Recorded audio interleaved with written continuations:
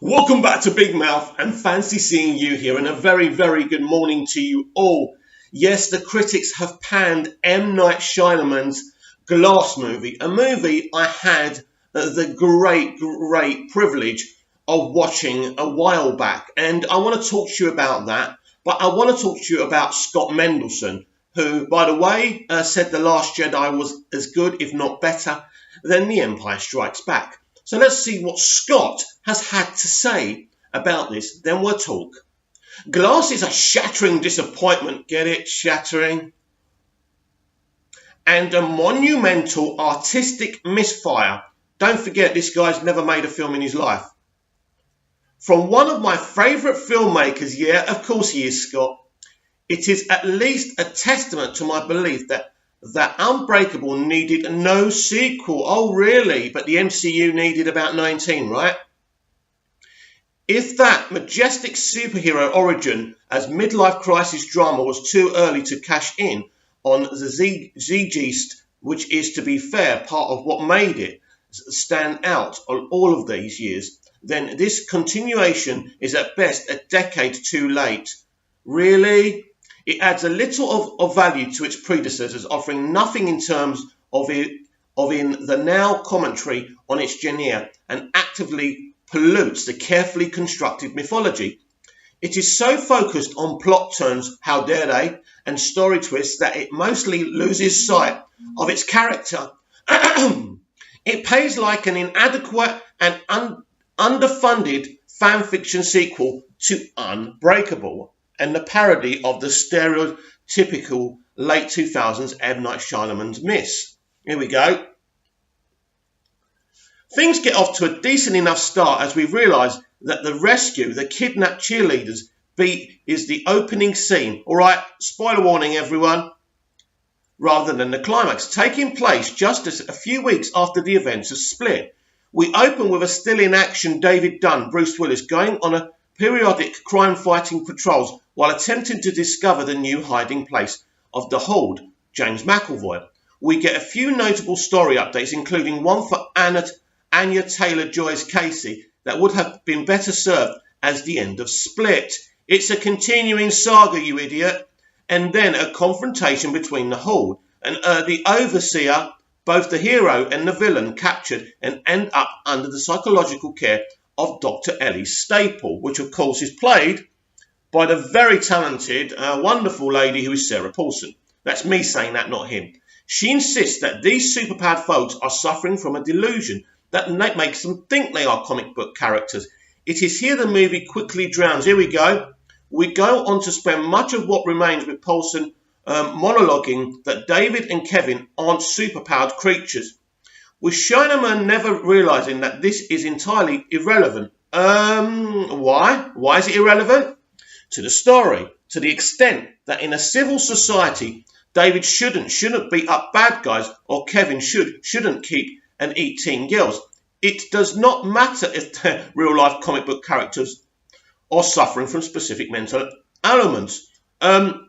Scott, it actually does matter. That's part of the commentary that Shyamalan's been saying from the very first film, which was Unbreakable. I particularly overstate the miscalculation of this particular storytelling emphasis. We spend much of the movie with the hero and the villain being convinced that they aren't what they know they are. We know what we saw them do in the last two movies and couldn't care less why David and Kevin are able to do what they clearly can do. Speak for yourself, Scott. No spoilers, although he's just told us what happens at the start of the film. But Samuel L. Jackson's Elijah is somewhat out of the picture until he's not. And Bruce Willis shockingly gives another sleepwalking performance. Oh, piss off, you asshole. To the point where the movie feels edited around him. Title notwithstanding, a sequel to Unbreakable should be at least partially about David Dunn and the legacy of his choices. This film is called Glass, right? It's about Glass. Yet he has little to say or do of value. McAvoy gets plenty of screen time, and again, he's wonderful, but it mostly scenes of him bouncing between his 23 personalities, but moments barely click. beyond the recognition, since he's locked up and not technically a danger. Still good to see. Casey shows up mostly to play out a weird and lazy Beauty Can Tame the Beast arc with her former kidnapper, while Spencer Treat Clark returning as David's admiring son is mostly irrelevant to the overall narrative. Everything's irrelevant to you, isn't it, Scott? Dr. Staple barely does any real work in the terms of talking to her patient, even though she keeps on telling them that they're delusional. Thanks for that, Scott. The hows and the whys of the treatment are glossed over, and she pales in comparison to her Betty Buckles' emphatic shrink from Split. Moreover, it exists in the real world of Unbreakable and Split, yet applies the kind of half-hearted and inexplicable sort of fancy logic that wouldn't fly any halfway respectable comic book story. The only thing I'll say about the second half is that, yeah, Elijah does eventually come back into the picture, and it's clear that Jackson enjoys playing this character again. No details, but the final act focuses on arbitrary reveal, an empty confrontation, think heroes, which forgets that the appeal of the comic books is not the plot or the action, but the character melodrama. No, Scott, you're wrong. As usual, we waste an entire movie watching a shrink trying to convince our comic book characters that there aren't comic book characters, while constantly repeating story beats from the first two movies, at the expense of new journeys for David, Kevin and Elijah, whom we wanted to see actually being superheroes and supervillains, or at least interacting with the world, not unlike Fantastic Beasts, The Crimes of Grindelwald. Here we go, yet another film they try and disenfranchise for their Disney friends. Character interaction for the sake of setting up, here's what it was all about, reveals that don't justify the wasted time and betray a misconception about why the previous films worked in the first place. And it all ends with no spoilers, an unsatisfying wrap-up that actively lessens the rewatchability of the movies. What, you mean like every MCU film that came before it? It can't even cash the check it attempts to write. As a theoretical third act to a single superhero melodrama written 20 years ago, the story beats that makes up Glass might have worked, to be fair. It would also have been potentially more effective 15 years ago, before real-world superhero movie became, partially thanks to Unbreakable, a genre unto themselves.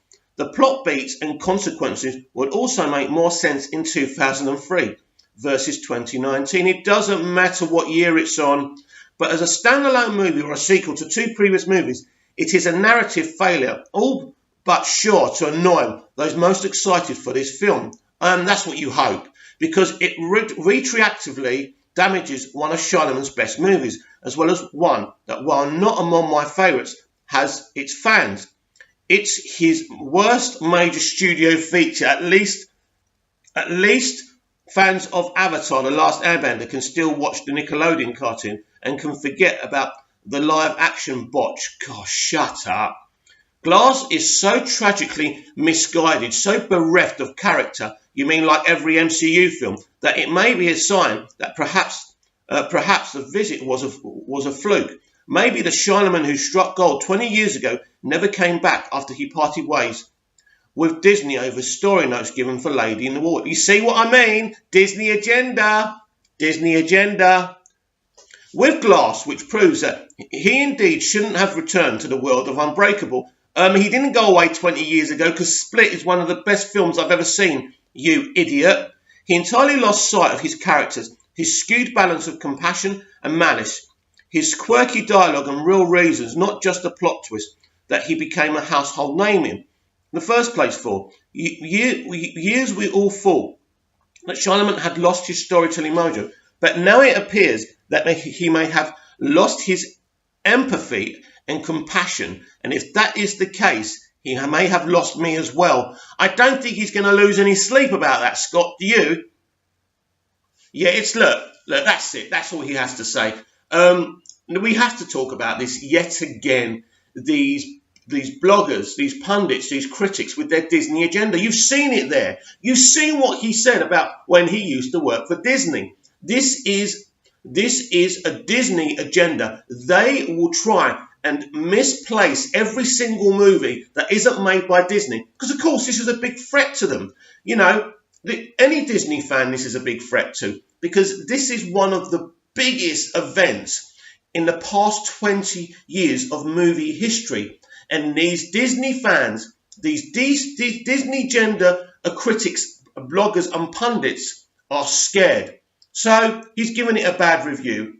He's said a lot of things. He clearly didn't like Split, right? Now, I want to get this straight. He didn't like Split, but he loved The Last Jedi. This is a very political man, and everything with him is about agenda.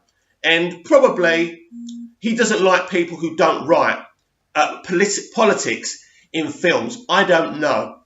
But having seen the film and having read what this man has to say, it couldn't be further the opposite of my experience and many people that I've, talked with about this film. But this is the agenda. Actually, a studio executive of one of the studios, not the one releasing this film, by the way, said to me, when we get bad reviews, we know we're going to make a lot of money. And this is what happens now. Nobody trusts these people anymore because they have an agenda. He has a blatant agenda. Reading it there, talking about M. Night Shyamalan and when he used to work for Disney. It's all agenda all the time. And isn't it a sad realization when you get to a point where you cannot trust pundits or critics or bloggers?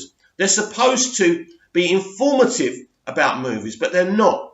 Because when you start something with a negative narrative and a negative agenda, how can you help the public choose what they should watch and what they shouldn't, when your agenda is to make sure that the public watch nothing but Disney movies?